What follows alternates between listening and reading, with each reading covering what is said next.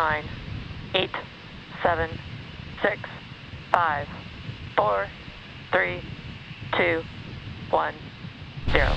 Ignition. And liftoff. Go Falcon, go Starlink.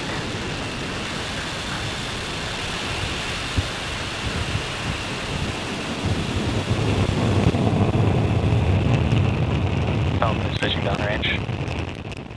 M1D chamber pressures are nominal.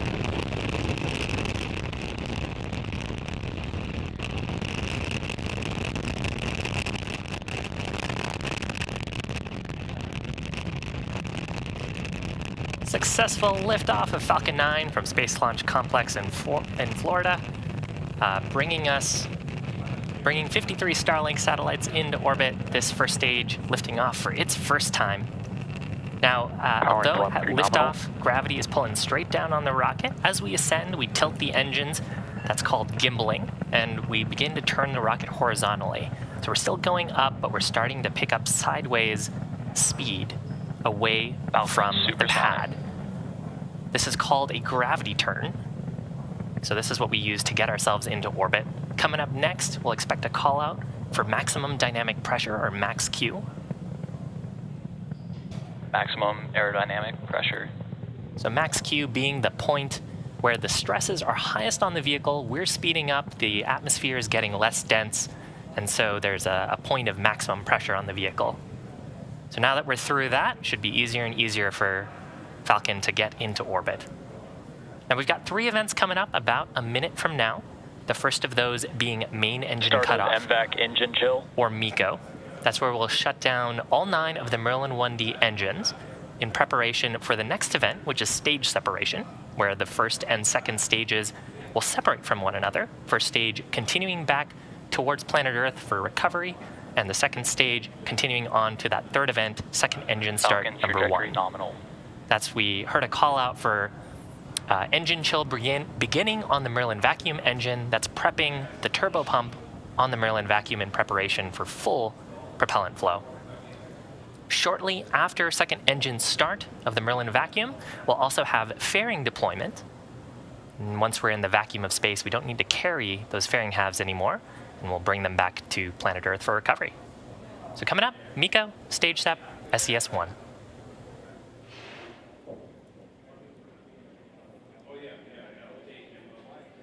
Main engine cutoff. Stage separation confirmed. MVAC ignition.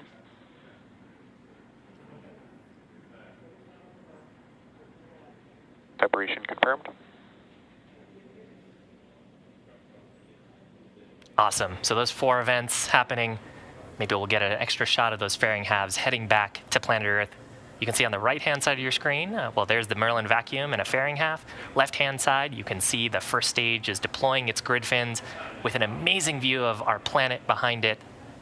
And we also saw a view earlier of those Starlink satellites getting to see the vacuum of space for the first time.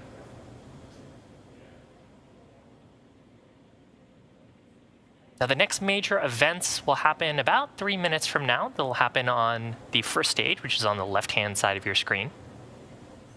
That'll be entry burn on the first stage. And so during the entry burn, we'll ignite 3 of the Merlin 1D engines as we start to get to the thicker parts of the Earth's atmosphere. And that reduces the loads and the heating on the first stage as we start to re-enter the atmosphere, making it easier for us to recover the vehicle. You're seeing periodic bursts of white gas on the vehicle, like there. That is from our attitude control system signal, Bermuda. on the first stage. So we carry nitrogen gas. And because there's no air, or very limited air, I should say, in the vacuum of space, the attitude control gas is what's giving us force to change the orientation and get the engines pointed down. Those grid fin structures, you see 2 of them on your screen on the left-hand side, can't do much with the vacuum of space. So we have to use the attitude control thrusters to orient the engines down. Right-hand side of your screen, you can see the orange glow of our Merlin vacuum engine on the second stage. It'll continue burning until about T plus 8 minutes, 50 seconds or so. It's got a long burn ahead of it to take those 53 Starlink satellites into orbit. Both stages are on nominal trajectories.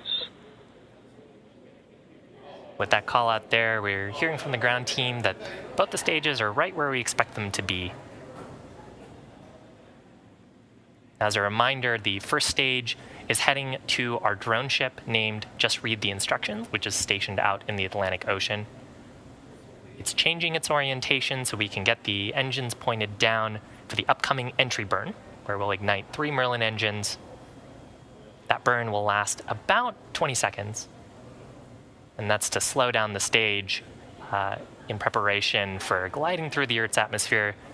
As we start to pick up density in the Earth's atmosphere, those grid fins becoming more and more effective in controlling the flight path of the booster towards our drone ship. Once we get to the drone ship, just above it, we'll have another burn. That'll be the landing burn, where we'll ignite just 1 Merlin engine, the center Merlin engine. Then we'll deploy the landing legs and hopefully have a soft touchdown on Just Read the Instructions. Second stage burn, continuing to look nominal, taking 53 Starlink satellites into orbit. Now, if you're just joining us, you came at a good time. We're coming up on entry burn on the left-hand side of your screen. Stage 1 FTS has saved. Stage 1 entry burn startup. So nominal start of the entry burn. We're flying through our plume, so we use a carbon-based propellant, hydrocarbon-based propellant. And so that's actually what causes the soot to appear on our reflown boosters. Stage 1 entry burn shutdown. This burn lasting just about 20 seconds, just enough to slow us down as we start getting into the thicker parts of the atmosphere. And from here on, you'll see more action from the grid fins. They'll rotate a little bit to keep the stage on track towards our drone ship. Next major event coming up on the first stage, that'll be the landing burn at about T+8 minutes, about a minute from now. Stage 1 trajectory nominal.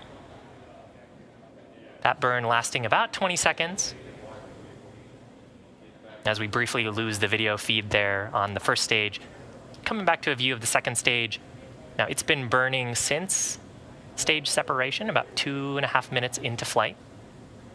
And it'll continue its burn for about another minute, 15 seconds, targeting shutdown just around T plus 8 minutes, 50 seconds, 9 minutes into flight.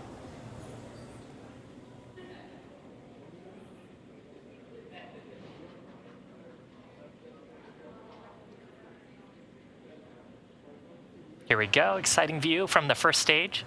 We'll expect to see entry burn startup, or excuse me, landing burn startup here. Stage 1 landing burn. So there's ignition of the center Merlin engine. You can see the grid fins helping guide us towards the drone ship. And we'll expect to see the landing legs deploy just before we touch down. Stage 2 terminal guidance. You can see that our speed is rapidly coming down to 0.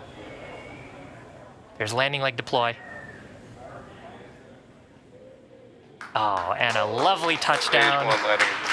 This booster's first landing, the 111th recovery of a Falcon 9 first stage booster for many more flights to come. Now coming up, second stage, coming to its its next activity, second engine cutoff number 1.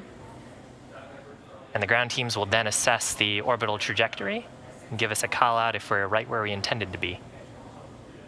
Second engine cutoff. So successful shutdown of the Merlin vacuum engine. Expected loss of signal, tape